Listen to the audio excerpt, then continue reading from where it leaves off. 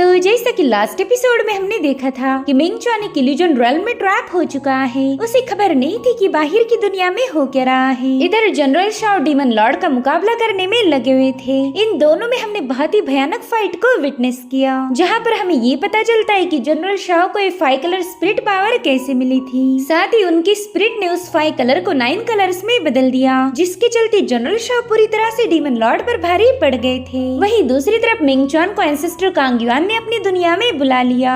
अब आगे तो इस एपिसोड की शुरुआत उसी सीन से होती जहाँ पर मिंग चुआन उस बैरियर के सामने खड़ा था। उसे तो यकीन नहीं हो रहा था कि कांग युआन उसे अंदर बुला रहे। अब मिंग चुआन तो उस बैरियर के अंदर दाखिल होने से रहा तो कांग युआन ने खुद होकर ही उसे अपनी दुनिया में खींच लिया। वहाँ के एक नारियल के पेड़ पर मिंग चुआन को एक बंदा नजर आता है। वो कह रहा था, लड़के अगर यहाँ आया है तो चले नारियल का पानी गटक ले। और फिर उसने मिंग चुआन की तरफ एक कोकोनट पास किया जिसे मिंग चुआन ने कैच कर लिया था। वहीं पर वो बंदा कह रहा था, यार इस कोकोनट ट्री को तो मैंने चढ़ लिया, लेकिन अब यहाँ से नीचे कैसे उतरूंगा ये मुझे समझ नहीं आ रहा। जिसके बाद वो एकदम डरते हुए आराम से उस पेड़ से नीचे आ जाता है। नीचे आते ही पहला तो उसने कोकोनट ब्रेक करके उसका पानी पी लिया। इधर मिंग चुआन तो उस बंदे को देखकर काफी ज्यादा हैरान था। वो खुद से ही कह रहा था कि क्या यही एंसेस्टर कांग युआन है। जिसके बाद वो चुपचाप से उस बंदे को फॉलो करते हुए उसके पीछे जाने लगा। और फिर मिंग चुआन ने हिम्मत करके उससे पूछ लिया कि क्या आप ही हमारे एंसेस्टर कांग युआन हो। जिस पर वो बंदा कहता है, ये कैसा सवाल है, क्या तुम्हें मैं कांग युआन नहीं लग रहा? पता नहीं तुम लोगों ने मेरी कैसी इमेज बना के रखी होगी। जिस पर मिंग चुआन कहने लगा, इमेज चाहे कैसी भी हो, मैंने तो ये कभी नहीं सोचा था कि ancestor Kang Yuan pink hair वाले एक हैंडसम बंदे होंगे। जो सुनते ही कांग युआन ने अपने हाथ में का नारियल फेंकते हुए एकदम मिंग चुआन के करीब आ गए। वो कहते, लड़के तुमने तो मुझे हैंडसम बोल दिया, चलो अब इस प्यारी सी कमेंट के लिए मैं तुम्हारे सारे मसले हल कर दूंगा। एंसेस्टर कांग युआन कह रही थी कि तुमने मेरे कई सारे रूल्स को ब्रेक किया है। सबसे पहला तो तुमने शतरंज के बोर्ड में रखा हुआ ट्रेजर चुरा लिया, जिसके बाद तुम डिवाइन डीमन ब्लड पूल को क्रॉस करते हुए मेरी मेडिटेशन चेम्बर में घुस गए। मेरे ख्याल से ये सब तुमने इसलिए किया ताकि तुम मेरी नजरों में आ पाओ। हालांकि मिंग चुआन का ऐसा कोई इरादा नहीं था। उसे तो ये भी पता नहीं कि वो जिस चीज को क्रॉस करके आया उसे डिवाइन डीमन ब्लड पूल कहा जाता है। उसे तो ये भी समझ नहीं आ रहा था कि आखिर एंसेस्टर कांग युआन किस मेडिटेशन चेम्बर की बात कर रहे हैं। और तभी उसे याद आया कि जैंगशन ने उसे एक डोर ओपन करने के लिए बताया था। वो कहता है, मिंग चुआन अगर हम इस दरवाजे को ओपन करके इसके अंदर दाखिल हो गए तो यहाँ पर हमें कल्टीवेशन की एक नई पाथ मिल सकती है। इसलिए मिंग चुआन तुरंत ही जैंगशन से कांटेक्ट करने की कोशिश करता है, मगर उसे जैंगशन का कोई रिस्पांस नहीं मिल रहा था। फिर वो कंफ्यूज होकर कहने लगा कि पता नहीं मेरा प्रिमोर्डियल स्पिरिट कहाँ चला गया, मैं तो उसे बिल्कुल भी सेंस नहीं कर पा रहा। तो एंसेस्टर कांग युआन उसे बताते हैं कि अरे वो कब से तुम्हारे हाथ में तो है, चलो जल्दी से उस कोकोनट को ब्रेक कर दो। इसलिए मिंग चुआन उसे ब्रेक कर देता है और तभी उस कोकोनट में से कई सारी बटरफ्लाईज बाहर आने लगी, जिनसे देखते देखते जैंगशन का फॉर्म क्रिएट हो गया। मिंग चुआन तो जैंगशन को देखते ही तुरंत ही उसे संभालने चला जाता है। तभी एंसेस्टर कांग युआन कहने लगे कि मैं अपने घर में चोरों को इनवाइट नहीं करता, इसलिए जल्दी से यहाँ से दफा हो जाओ। और फिर उनकी एनर्जी से जैंगशन दोबारा से बटरफ्लाईज में तब्दील होकर वहाँ से गायब हो गया। साथ ही उनके रूम का डोर भी अपने आप बंद हो गया ताकि जैंगशन चाहकर भी अंदर दाखिल ना हो पाए। बल यहाँ पर एंसेस्टर कांग युआन जैंगशन से इसलिए नाराज है क्योंकि कुछ टाइम पहले ही जैंगशन ने उनका ट्रेजर चुराया था। वहीं पर कांग युआन मिंग चुआन से कह रही थी कि चलो आकर इनमें से एक सिलेक्ट करो। मिंग चुआन को तो समझ नहीं आ रहा था कि आखिर उसे सिलेक्ट क्या करना है। तो उसे कंफ्यूज होता हुआ देखकर कांग युआन कहते, अरे तुम तो यहाँ पर किसी कल्टीवेशन पाथ को ढूंढने आए थे ना, तो देखो ये मेरे पास कुछ कल्टीवेशन पाथ है, इसमें से तुम कोई भी एक सिलेक्ट कर सकते हो। जिसके बाद हमें वहाँ पर कई सारी कल्टीवेशन पाथ की पेंटिंग दिखाई जाती है, जिसमें से सबसे पहले थी बॉडी रिफाइनिंग, दूसरी थी डीमन लॉर्ड की डिमोनिक पाथ, तीसरी है लुनार शैडोज, चौथी असुरा और पांचवी है ब्लेड एज। ये सारी cultivation path divine lord realm से भी काफी आगे जा चुकी है। मिंग चुआन तो इतनी सारी कल्टीवेशन पाथ को देखकर ही काफी ज्यादा हैरान हो गया। उसे तो बस कल्टीवेशन की 3 ही मेथड पता थी, जिनमें है divine lord realm, demonic path और बॉडी रिफाइनिंग। जिस पर कांग युआन कहते हैं कि ये तो सिर्फ 5 कल्टीवेशन मेथड है, तो इसमें इतना हैरान होने की कोई जरूरत नहीं, ये तो बस शुरुआत के कुछ कल्टीवेशन मेथड है। इतने सालों में तो मैंने लगभग 1000 से भी ज्यादा कल्टीवेशन मेथड को इजाद किया है, लेकिन उसमें से कई सारी मेथड ऐसी है जिसमें ज्यादा ज्यादा पावर या मिस्ट्रीज नहीं होगी, इसलिए मैं उन्हें बिल्कुल भी काउंट नहीं करता। अगर पावर्स के मामले में देखा जाए तो उसमें से सिर्फ 50 या 60 मेथड ही काम की होगी, अगर वो मेथड अभी भी इनकम्प्लीट है। और ये जो तुम ड्राइंग पर देख पा रही हो यही वो 5 मेथड है जिन्हें मैंने पूरी तरह से कंप्लीट किया। तो चलो अब इसमें से तुम कोई भी सिलेक्ट कर सकते हो। जिस पर मिंगचॉन कह रहा था कि बॉडी रिफाइनिंग भी यहाँ पर मौजूद है, जिसे मैंने ऑलरेडी प्रैक्टिस किया था। जिस पर कांगयोन कहते कि अगर मेरी सलाह मानो तो बॉडी रिफाइनिंग कभी मत करना, इसके जैसी बेकार बात तो मैंने आज तक नहीं देखी थी। मगर बड़ी अफसोस की बात है कि तुमने ऑलरेडी इसे मास्टर किया है। देखो तो तुम्हारे पास इसके 7 कलर इवल स्पिरिट की भी पावर है। तभी मिंगचॉन उनसे पूछने लगा कि अगर बॉडी रिफाइनिंग की बात इतनी घटिया थी फिर आपने उस पर काम क्यों किया, और आपने मुझे ये सलाह क्यों दी कि मैंने बॉडी रिफाइनिंग नहीं करनी चाहिए। तो एंसेस्टर कांगयोन उसका जवाब देते हुए बताने लगे कि बॉडी रिफाइनिंग एक काफी बेहतरीन बात है। इसे प्रैक्टिस करते हुए तुम्हें ऐसा फील होगा कि तुम्हारी बॉडी स्ट्रांग हो रही और तुम काफी ज्यादा पावरफुल बन गए, मगर असल में तो ये तुम्हारी लाइफ को पूरी तरह से कम कर देती है। ये सब सुनकर तो मिंगचॉन को एक बहुत बड़ा झटका लग गया था। उसने जिस कल्टीवेशन पाथ को प्रैक्टिस करके वो पावरफुल बना, वही पाथ उसकी जिंदगी को कम कर रही थी। सब एंसेस्टर कांगयोन इस मेथड के बारे में बता रहे थे और साथ ही साथ हमें डीमन लॉर्ड और जनरल शाओ का मुकाबला भी दिखाया गया। वो कह रहे थे कि बॉडी रिफाइनिंग का सबसे पावरफुल एलिमेंट है उसकी 5 कलर इवल पावर। वेले कलर स्पिरिट पावर कोई आम चीज ना होकर अर्थ एंड हेवन का सबसे खतरनाक पॉइजन है। ये पॉइजन इतना ज्यादा भयानक है कि कोई भी मॉर्टल बॉडी इसे सहन नहीं कर सकती। जो भी इस मेथड का यूज करेगा उसकी बॉडी हमेशा गलती रहेगी, साथ ही साथ उस पर्सन का फ्लैश भी कंटिन्यूअसली म्यूटेट होगा। तुम्हें ऐसा लगेगा कि तुम काफी अच्छी प्रोग्रेस कर रहे हो, मगर असल में तो पॉइजन तुम्हें धीरे धीरे करके खत्म कर रहा होगा। वहीं पर जनरल शाओ डीमन लॉर्ड पर एक जोरदार पंच हिट करने की कोशिश करते हैं, मगर डीमन लॉर्ड ने उनके हाथ को रोक दिया, जो देखकर तो जनरल शाओ काफी ज्यादा सरप्राइज्ड हो गए। उन्हें तो लगा था कि डीमन लॉर्ड आसानी से हार जाएगा, मगर यहाँ पर तो उसका उल्टा हो रहा था। इधर मिंगचॉन तो बॉडी रिफाइनिंग की सच्चाई जानकर काफी ज्यादा हैरान था, जिसके बाद वो डिमोनिक पाथ के बारे में पूछने लगा। तो एंसेस्टर कांगयोन उसे बताने लगे कि जितनी भी कल्टीवेशन पाथ को मैं जानता हूँ ये उसमें से सबसे ज्यादा पावरफुल है, इसलिए तो मैंने डिमोनिक पाथ को सबसे टॉप वाली रैंकिंग दी। मैं इस डिमोनिक पाथ की ऐसी मिस्ट्रीज को जानता हूँ जो तुम्हें हैरान कर देगी, और इसी वजह से तो मैंने इसे अपने शतरंज की गेम में कैद कर दिया था, ताकि इसे अनलॉक करने वाला ही इसका यूज कर पाए।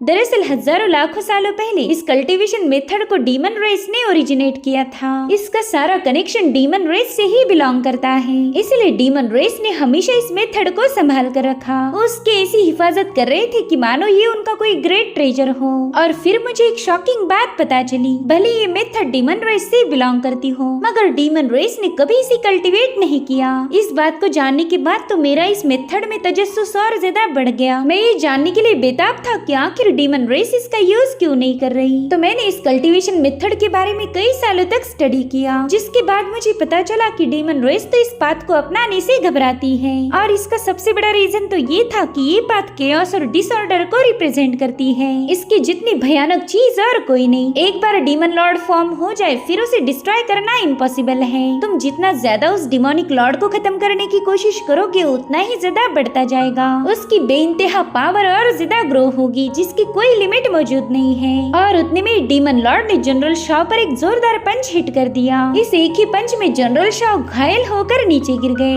वहीं दूसरी तरफ एंसेस्टर कांगयोन मिंगचॉन को बता रहे थे कि डीमन लॉर्ड को हराने के लिए बॉडी रिफाइनिंग की मेथड काफी नहीं होगी। और एंसेस्टर कांगयोन की ये बातें पूरी तरह से सच थी, क्योंकि जनरल शाओ इतनी देर तक इस बैटल में डोमिनेट कर रहे थे, मगर अचानक से उनकी हालत काफी ज्यादा खराब हो गई। साथ ही साथ उन्हें अर्थ एम्परर की आवाज सुनाई देती है। वो कह रहे थे कि ये बैटल काफी ज्यादा भयानक है, ऐसी जंग में ऑर्डिनरी लोग पार्टिसिपेट नहीं कर सकते। भले ही तुमने और तुम्हारे सिपाहियों ने इस बैटल में अपनी जी जान लगा दी, लेकिन तुमने किसी को प्रोटेक्ट नहीं किया। देखो जरा अपने आसपास की कंडीशन को देखो, सभी लोग मर चुके हैं। जिनको बचाने तुम यहाँ आए थे वो तो जिंदा ही नहीं बचे। तब तक डीमन लॉर्ड ने जनरल शाओ पर एक और पंच हिट कर दिया था। हालांकि जनरल शाओ अभी भी उसी विजन में फंसे हुए थे। वो अपना हाथ आगे बढ़ाते हुए अर्थ एम्परर को बताते कि मैंने उसे प्रोटेक्ट किया किया है। वेल यहाँ पर एक छोटी बच्ची थी जो कि इमोशनल होकर जनरल शाओ को घूरे जा रही थी, और ये बच्ची कोई और नहीं बल्कि उनके डिसाइपल जिन्यू है। जनरल शाओ बस अपने डिसाइपल के पास जाना चाहते थे, मगर उतने में डीमन लॉर्ड ने अपनी ब्लेड उनके आर पार कर दी, जो देखते ही जिन्यू को पुरानी बातें याद आने लगी। कई सालों पहले हुई जंग में डीमंस ने मॉर्टल की दुनिया पर अटैक किया था। उस वक्त जिन्यू भी एक बहुत ही खतरनाक डीमन का शिकार होने वाली थी, मगर इससे पहले कि वो डीमन जिन्यू को निगल पाए, जनरल शाओ ने उसे रोक लिया।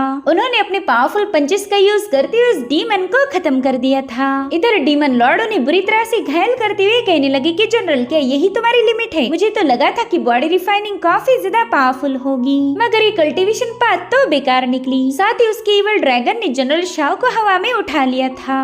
डीमन लॉर्ड उनसे कह रहा था कि अब थोड़ी देर में तुम मारे जाओगे, पता नहीं फिर मैं तुम्हारे बंदों के साथ क्या करूंगा। और फिर वो अपनी डिमोनिक सोड धीरे धीरे करते हुए उनकी बॉडी में पियर्स करने लगा। जनरल शाओ की ऐसी हालत जिन्यू से बिल्कुल भी देखी नहीं जा रही थी, इसलिए वो उन्हें बचाने के लिए तुरंत ही रवाना हो गई। वो काफी ज्यादा रोते हुए पास्ट की मेमोरीज को याद करने लगी। जब जनरल शाओ ने उसे बचाया था तब जिन्यू ने भी उनकी मदद की, वही लाशों के ढेर से उन्हें उठाकर बाहर लाई थी। वहीं पर जनरल शाओ को अफसोस हो रहा था कि बस थोड़ी देर में उनकी जिंदगी खत्म हो जाएगी, फिर वो अपनी प्यारी सी जिन्यू को कभी देख नहीं सकते। उनके दिल में कई सारी रिग्रेट्स थी, और उतने में डीमन लॉर्ड ने अपने सबसे खतरनाक टेंटिकल को बाहर निकाल लिया। उस टेंटिकल ने तो तुरंत ही उन्हें उठाकर हवा में उछाल दिया था, और फिर वो अपना मुंह खोलकर उन्हें कैच करने का इंतजार करने लगा। वहीं पर जनरल शाओ की आंखें तो बस जिन्यू को ढूंढ रही थी। उन्हें बस एक आखिरी ख्वाहिश है कि वो मरने से पहले जिन्यू को देख पाए, लेकिन जैसे ही जिन्यू वहाँ पहुंची उस टेंटिकल ने उन्हें निगल लिया था। अपने मास्टर की ऐसी हालत देखकर जिन्यू जोर जोर से चिल्लाने लगी। वो अब रोती हुई डीमन लॉर्ड पर हमला करने के लिए आगे बढ़ती है। इसी दरमियान उसे जनरल शाओ के साथ बिताए हुए सारे पल याद आने लगे। वो कहीं भी जाने से पहले हमेशा जिन्यू से वादा करते थे कि मैं थोड़ी देर में वापस आ जाऊंगा, फिर उसके बाद हम ड्रिंक करेंगे। और फिर जिन्यू ये सारी बातें याद करके जोर जोर से रोने लगी। जनरल के अलावा उसका इस दुनिया में और कोई नहीं था, मगर आज उसकी दुनिया उससे छीनी जा रही थी, तो इस पेन को झेलना उसके लिए बर्दाश्त से बाहर था। और गाइस वाकई ये सीन भी काफी ज्यादा इमोशनल है। जिन्यू कुछ भी करके अपने मास्टर को बचाना चाहती थी, इसलिए उसने अपना पूरा जोर लगाते हुए उस टेंटिकल पर अपने वेपन से एक जोरदार हमला कर दिया। लेकिन वो टेंटिकल काफी ज्यादा पावरफुल था, तो वो अपनी इवल एनर्जी से जिन्यू पर हमला कर देता है, जिससे घायल होकर जिन्यू सीधा उस टावर से नीचे गिरने लगी। जनरल शाओ ने उसे एक बार बताया था कि मैं हमेशा इसी पाथ पर चलता रहूंगा, और उसी पर से इस चैप्टर का नाम है I will walk this path. अब आसमान में हम एक पावरफुल बंदे को देख पाते हैं जो कि बड़ी ही तेजी से आगे बढ़ रहा था। वेल ये बंदा कौन है ये हमें फिलहाल तो बताया नहीं गया। इधर यून अपनी मैजिकल पावर का यूज करते हुए इमॉर्टल यान को होश में लेकर आती है। वो अब 1 बाय 1 करके अपने सभी दोस्तों को जगाने लगी। इधर डीमन लॉर्ड कह रहा था जनरल शाओ अब तो इन 9 कलर्स को झेल नहीं पाएगा,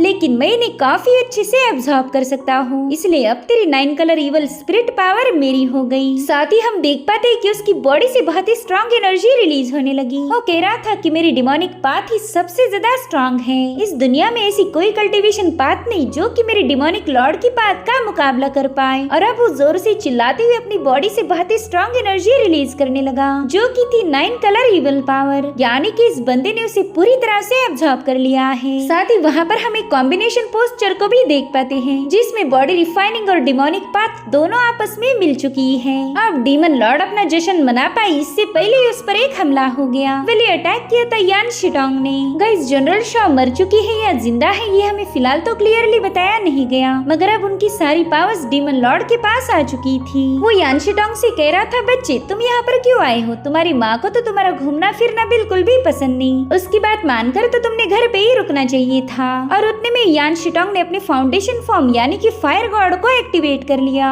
जिसके बाद वो अपनी फायर पावर का यूज करते हुए फुटबॉल को समन कर लेता है। दरअसल ये फुटबॉल ही यान शिटोंग का नेटल मैजिक वेपन था, जो कि एक मीटियोर जैसे डीमन लॉर्ड पर बरसने के लिए निकल पड़ा। तो इस अटैक को काउंटर करने के लिए डीमन लॉर्ड ने अपनी इवल ड्रैगन को रिलीज कर दिया था, मगर अचानक से वो इवल ड्रैगन बर्फ में बदल जाता है, जिसके चलते यान शिटोंग के फायर बॉल ने उसे ब्लास्ट कर दिया। डीमन लॉर्ड देखता है कि वहाँ पर तो प्रिंसेस शाओविंग की भी एंट्री हो चुकी है। उसने आते ही अपने आइस लेंसेस का यूज करते हुए उस बंदे पर अटैक करना शुरू कर दिए, लेकिन डीमन लॉर्ड उसे जल्दी से डॉज करते हुए साइड में हट गया। तभी वो देखता है कि अब यान शिटोंग का फायर बॉल उस पर अटैक करने वाला है, और इसे काउंटर करने का मौका ही उसे नहीं मिला, जिसके चलते वहाँ पर एक जोरदार ब्लास्ट हो जाता है।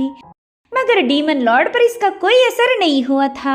तब तक इमॉर्टल यान भी वहाँ पर आ चुका था। उसने आते ही अपने स्पीयर से अटैक करते हुए डीमन लॉर्ड को घायल करने की कोशिश की, मगर डीमन लॉर्ड काफी तेजी से मूव होकर उसके सारे अटैक को डॉज करते हुए उसे काफी पीछे ढकेल देता है। उतने में ही प्रिंसेस शाओविंग ने फॉर द फर्स्ट टाइम अपने फाउंडेशन पोस्चर को रिवील कर दिया। वेल, उसके फाउंडेशन फॉर्म का नाम था फ्रॉस्ट नाइट स्पिरिट। अब इन सभी जीनियस ने डीमन लॉर्ड को चारों ओर से घेर लिया था। जुदेई को कहता है कि तुम्हारे जनरल शाओ को तो मैंने ऑलरेडी निगल लिया है। अगर वो बंदा इतना पावरफुल होने के बावजूद भी मेरा कुछ उखाड़ नहीं पाया तो तुम छुटकू से बच्चे मेरे सामने कितनी देर टिक पाओगे। खैर, मैं तुम्हें एक आखिरी मौका देता हूँ। सेंट बनने के ख्वाब को छोड़कर मेरे डिमोनिक पाथ को एक्सेप्ट करो। तुम लोग ये जानते नहीं हो तो मैं तुम्हें बता दूं कि तुम्हारे इस कांग्युआन रॉन को खुद यानहुआ माउंटेन भी बचा नहीं सकता, लेकिन मैं इसे प्रोटेक्ट कर सकता हूँ। जिस पर यानजिन अपने आंखों पर लगा हुआ मास्क हटाते हुए कहने लगा कि तुम्हें कांग्युआन रॉन की फिक्र करने की जरूरत नहीं। और फिर उस मास्क के हटते ही यानजिन की बॉडी से बहुत ही स्ट्रॉन्ग एनर्जी रिलीज होने लगी। साथ ही उसने अपनी ही तलवार अपने आर पार घुसा दी थी, जिसके चलते वहाँ पर एक बहुत ही विशाल स्वॉर्ड क्रिएट हो गई। और फिर देखते ही देखते हजारों तलवारें यानजिन की बॉडी में रैपिडली समाने लगती है, जिसके चलते वहाँ पर एक जोरदार ब्लास्ट होकर हम यानजिन के एक और फॉर्म को देख पाते हैं। उसने तुरंत ही जाकर डीमन लॉर्ड पर अटैक करना शुरू कर दिए थे, मगर वो पीछे हटते हुए कहने लगा कि ये तो किंग आनहाई ने रिफाइन किया हुआ स्वॉर्ड सीड है।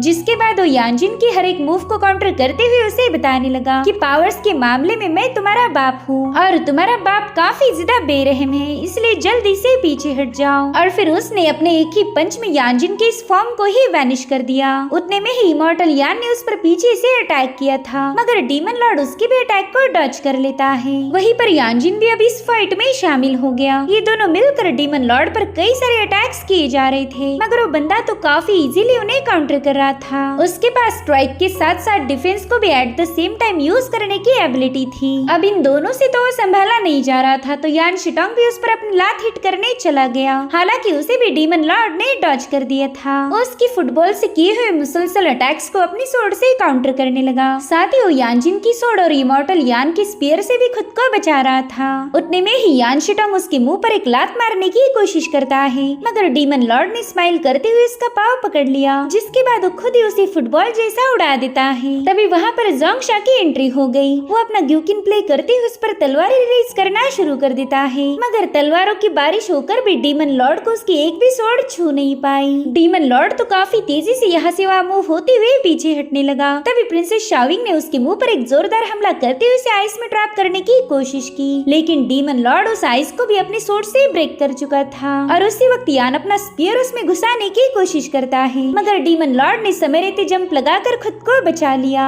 उसने अपने एक पाव से इमॉर्टल यान का स्पीयर दबाते हुए अपनी स्वॉर्ड से यानजिन के अटैक को रोक लिया। साथ ही साथ उसने अपने एक हाथ से यान शिटोंग की लात को भी वहीं पर होल्ड कर लिया था, यानी कि अकेला बंदा ही इन सब पर भारी पड़ गया। वो कहता है कि तुम्हें क्या लगा मैं तुम्हें खत्म करने की हिम्मत नहीं करूंगा? वेल, तुम सब लोग गलत सोच रहे थे। और फिर उसने अपने एक ही स्लैश अटैक में इन सभी को दूर पटक दिया। और उसी वक्त वांग ने भी अपनी टीम के साथ मिलकर उस पर हमला कर दिया। वो अपने स्टाफ की मदद से डीमन लॉर्ड को पीछे पुश किए जा रहा था, मगर उतने में ही डीमन लॉर्ड उसमें अपनी सोड घुसाने की कोशिश करता है। जो देख यून तुरंत ही अपनी मैजिकल पावर का यूज करते हुए कहने लगी कि मिस फॉर्चून को ब्लेसिंग में बदल दिया जाए। और उसके ऐसा कहते ही डीमन लॉर्ड का अटैक मिस हो गया था। तब तक उनका एक और दोस्त अपनी वाटर टेक्निक का यूज करते हुए इसे निगलने की कोशिश करता है, मगर डीमन लॉर्ड ने इन दोनों की मूव्स को फेल करते हुए उन्हें काफी दूर पटक दिया। इसी दरमियान वो जोंगशा की सारे सोड अटैक से भी निपट रहा था, और साथ ही साथ प्रिंसेस शाओविंग के आइस अटैक को भी ब्रेक किए जा रहा था। मगर मौका मिलते ही प्रिंसेस शाओविंग ने उसे अपने आइस में ट्रैप कर लिया,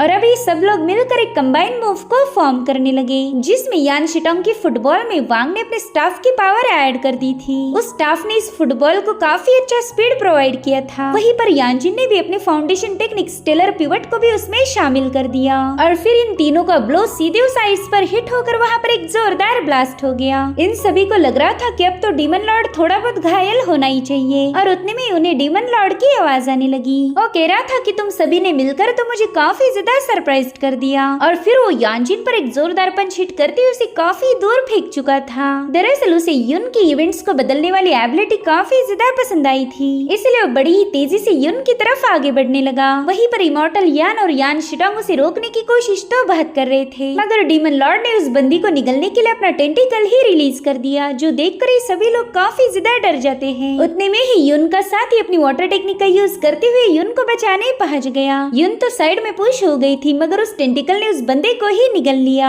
जो देखकर वांग काफी ज्यादा भड़क जाता है। उसने गुस्से में आकर अपने स्टाफ को एक जायंट फॉर्म में तब्दील कर डीमन लॉर्ड पर हमला कर दिया, मगर डीमन लॉर्ड तो उसके वेपन के साथ साथ वांग को भी निगल लेता है। ये सब देखकर यानजिन पहली बार काफी ज्यादा पैनिक हो गया था। तभी डीमन लॉर्ड कहता है कि इन दोनों के पास वैसे तो कोई खास पावर मौजूद नहीं थी, अब इन दोनों को रिफाइन करने में बेवजह मेरी पावर जाया होगी, मुझे तो किसी खास पावर की तलाश है। जो सुनते ही यानजिन गुस्से में आकर उसकी गर्दन काटने सीधा उसके करीब पहुंच गया, मगर डीमन लॉर्ड समय रहते वहाँ से गायब होकर यानजिन के पीछे आ चुका था। वो कहता है सोर्स के राजा अनहाइन, मुझे माफ कर देना, मगर अब तुम्हें मेरे पेट में जाना होगा। और तभी डीमन लॉर्ड का टेंटिकल यानजिन को निगलने के लिए उसके पास जाने लगा। इधर इमॉर्टल यान, शाविंग और यान शिटोंग ये तीनों उसे बचाने के लिए भाग रहे थे, मगर तब तक वो टेंटिकल उसके एकदम करीब पहुंच चुका था, जो देखकर यानजिन को भी डर लगता है। लेकिन उसी वक्त वहाँ पर मिंग चुआन की एंट्री हो गई। उसने आते ही अपनी जबरदस्त पावर के साथ उस टेंटिकल को ब्लास्ट कर उन्हें ब्रेक कर दिया,